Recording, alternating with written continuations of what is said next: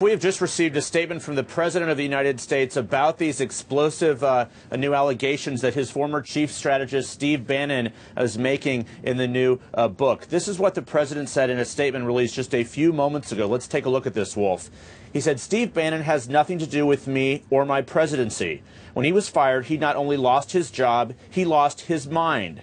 Steve was a staffer who worked for me after I had already won the nomination by defeating 17 candidates, often described as the most talented field ever assembled in the Republican Party."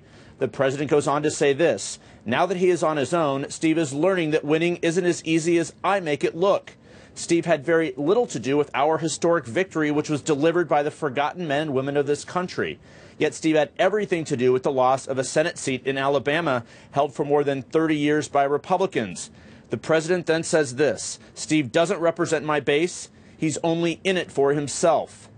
Strong words here from the President, Wolf. He continues saying this: "Steve pretends to be at war with the media, which he calls the opposition party. Yet he spent his time at the White House leaking false information to the media to make himself seem far more important than he actually was."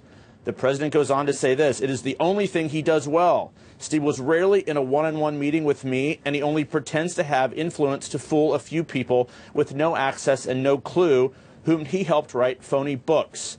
The President concludes by saying this: "We have many great Republican members of Congress and candidates who are very supportive of the Make America Great Again agenda. Like me, they love the United States of America and are helping to finally take our country back rather than simply building it up and seeking to burn it all down."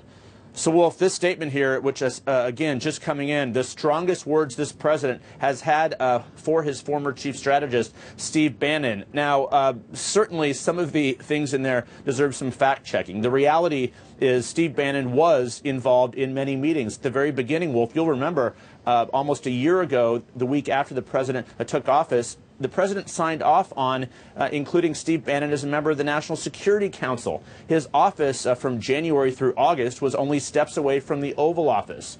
So probably not true to say that he was not in many one-on-one meetings with him.